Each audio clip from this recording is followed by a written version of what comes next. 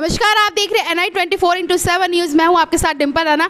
जैसा कि आप सभी दर्शक जानते हैं कि हमारे देश में जो क्राइम है वो दिन प्रतिदिन बढ़ता ही जा रहा है और जो क्राइम की घटनाएं हैं वो कम होने का नाम नहीं ले रही है। आजकल जो घटनाएं हो रही है वो सबसे ज़्यादा हो रही है चोरी और लूटपाट की। और आज एक ऐसे ही शख्स से आपको मिलवाएंगे जिनके साथ ये घटना हुई है।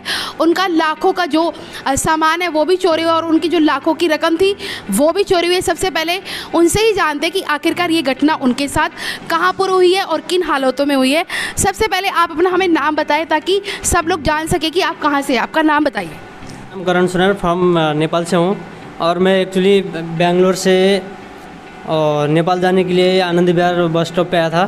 तो वहाँ पे मेरे साथ घटना हुआ कि प्लेटफॉर्म नंबर 2 में बैठा हुआ था।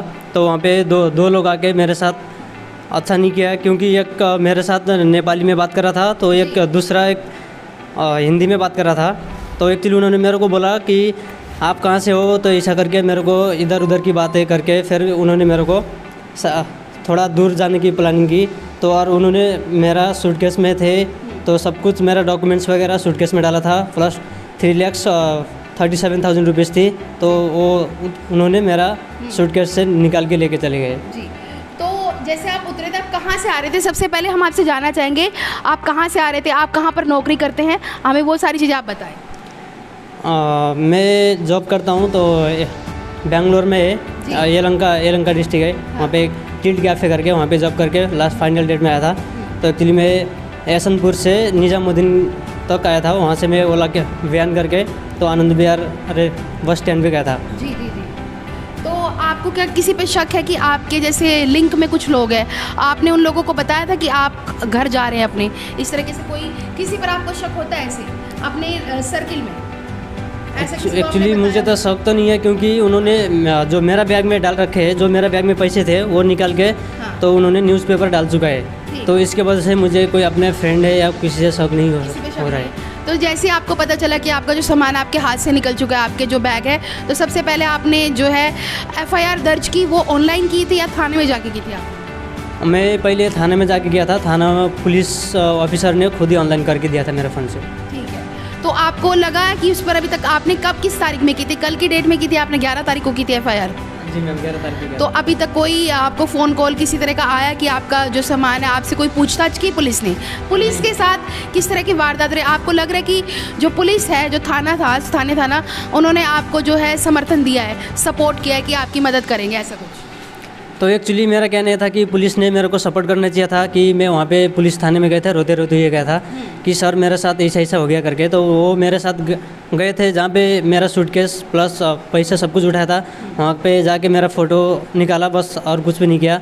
प्लस उनको करना चाहिए था कि वहाँ पे कैमरा चेकअप करना चाहिए था, प्लस मेरे साथ तत्काल में जाना चाहिए था। वो नहीं गए। मैं ऐसा कुछ भी नहीं हुआ कि तत्काल में आपके साथ जाके उन्होंने कार्रवाई की हो? ऐसा नहीं हो पाया? नहीं हो पाया मैम, बिल्कुल नहीं हो पाया। तो आप देख सकते हैं किस तरीके से जो पुलिस है उन्होंने भी उनको सपोर्ट नहीं किया। हालांकि जो दिल्ली पुलिस है वो जो है केंद्र सरकार के अंडर में आती, लेकिन क्या आपको लगता है कि अगर केजरीवाल सरकार के अंडर में पुलिस आती तो कोई कार्रवाई हो पाती? और दूसरी बात आपसे जानना चाहेंगे, जहाँ पर ये वारदात हुई, आपको लग रहा है कि वहाँ पर CCTV कैमरा होगा? CCTV कैमरा है मैम। एक्चुअली मैंने खुद ही पुलिस ऑफिसर को बताया कि यहाँ पे CCTV कैमरा है। प्लस तो एक एसआई ने मेरे साथ एक सिपाही को भेजा कि स्टेशन 2 नंबर प्लेटफॉर्म में CCTV कैमरा चेक करो करके। जो सिपाही मेरे साथ गया उन्होंने बोला मेरे को कैमरा चलाना नहीं आता है, तो वो वैसे छोड़ के चले आए मेरे साथ। तो और रिटर्न थाने में आए तो उन्होंने मेरे को बोला यहाँ से आपका FIR दर्ज नहीं हो सकता है, तो दूसरे थाने में जाओ बोला। मैं दूसरे थाने में चले गया। एक थाने से दूसरे थाने में आपको उन्होंने ऐसे भेजा, थोड़ा आपको चक्कर कटवाने की कोशिश की, आपको लगता है ऐसा? हाँ मैम, आई थिंक ऐसे कुछ लग रहा है मेरे को भी। हाँ। तो अब आप क्या करोगे? आपकी सारी रकम जो है वो, मतलब आप घर जाने के कितने सालों बाद आप अपने घर जा रहे थे?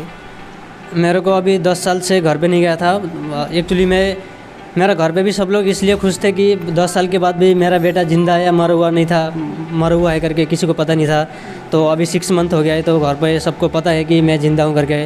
और घर वालों को ये भी नहीं पता कि मेरे पास पैसे है या नहीं है। तो सब लोग इसलिए खुशी थे कि मैं घर जा रहा हूँ, अच्छा से घर पे आ रहा हूँ। तो और इतने सालों से आपने घर पर बात करने की कोशिश नहीं की? क्यों, ऐसा कोई बात थी या फिर अपना ही आप अपने काम में व्यस्त रहते थे?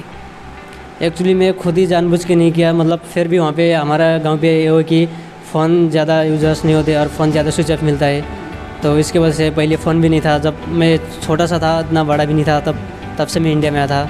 चलिए आपसे एक बात पूछते कि आपने उन लोगों पे, आप अकेले आए थे बैंगलोर से यहाँ पे, तो आपने विश्वास कैसे कर लिया? मतलब आपको पता है आज के टाइम पर तो इतना अलर्ट रहते लोग, विश्वास करना आपका गलत हो गया कि आपने किसी को, मतलब आप उन्होंने आपसे रास्ता पूछा, रास्ता पूछने के बहाने आपसे बात की, ऐसा कुछ घटना हुई थी? एक्चुअली उन्होंने आके मेरे को ऐसा पूछा था कि धनगढ़ी की बस कहाँ से जा रही है, क्योंकि वो मेरे साथ एग्जैक्टली नेपाली लैंग्वेज से बात किया है, तो मेरे को भी अच्छा लगा कि वो नेपाली से लैंग्वेज से बात कर रहा है, तो मेरे को लगा कि कोई फ्रेंड भी मिल गया ऐसा, तो मैं अच्छा से बात किया। तो उस टाइम पे तो उन्होंने मेरे को बोला आप कहाँ जा रहे हो, तो मैंने डिटेल बता दिया कि मैं यहाँ पे धनगढ़ी में जा रहा हूँ, तो धनगढ़ी से मेरा गांव के लिए मेरा नज़दीक पड़ता है, वहाँ से जाना पड़ता है मेरे को। आप जिस ऑटो में जा रहे थे, आपको कॉल, आपने बताया इससे पहले, इंटरव्यू से पहले, कि आपको एक कॉल आई थी आपके फ्रेंड की पैसों के लिए, कि आप उनको कुछ पैसे चाहिए, तो आपको पैसे ट्रांसफ़र करने के लिए जाना था और आपने एड्रेस पूछा कि कहाँ से होंगे। आप पेटीएम वगैरह यूज़ नहीं करते, ऑनलाइन कुछ यूज़ नहीं करते, तो आपने उन्हीं लोगों से पूछा जो कि आपसे रास्ता पूछ रहे थे, यही हुआ एग्जैक्टली?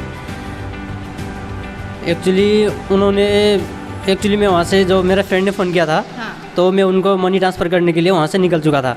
तो मेरे पीछे वो एक उनका नाम भी नहीं पता, वो दोनों मेरे साथ में आए, जैसे अनजान थे। हाँ। तो उन्होंने मेरे को पूछे कि आपको प्रॉब्लम होता है, हम लोग भी साथ में चलते हैं, तो मेरे को भी लगा कि ठीक है मेरे साथ जा रहे हैं तो कोई प्रॉब्लम नहीं है। हाँ। तो बाहर पे ऑटो था, तो ऑनलाइन में देख रहा था कि कहाँ पे यहाँ पे मनी ट्रांसफ़र की दुकान, तो उन्होंने बोला मेरे को पता है, तो यहाँ से उन्होंने एक जगह के नाम बताए, वहाँ पे ले चले, और वहाँ पे जैसे मनी ट्रांसफ़र की दुकान पे गया, तो अंदर लेने के लिए स्पेस नहीं था, सूटकेस मेरे पास 3 बैग थे, तो सूटकेस प्लस 2 बैग बाहर रख के और मैं मनी ट्रांसफ़र की दुकान के अंदर गया।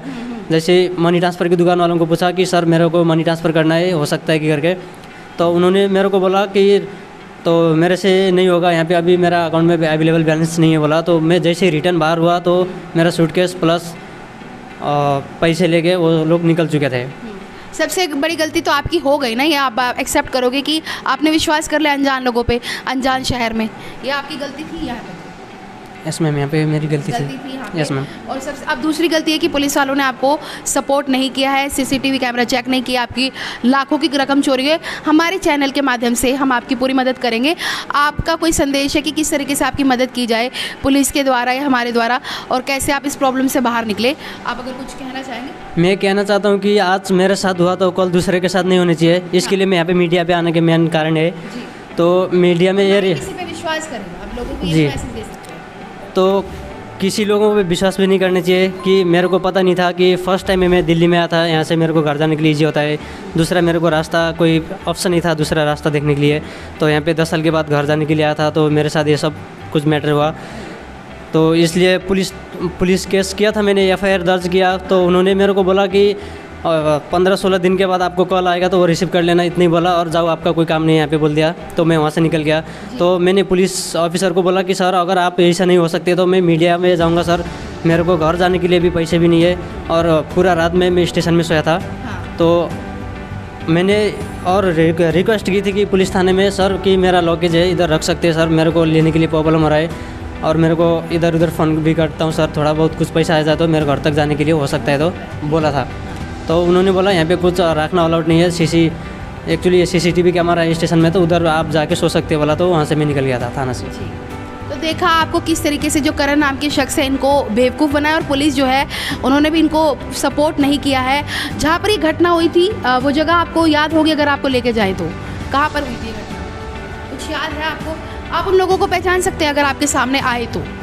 अगर पुलिस कार्रवाई करे, CCTV फुटेज की जो सामने आ जाए, आप पहचान पाओगे उनको? जी मैम, मैं पहचान सकता हूँ, मैं पहचान सकते हैं। यस। तो अब सारी जो कार्रवाई है वो पुलिस पर डिपेंड करती है कि कैसे वो इनको मदद करे।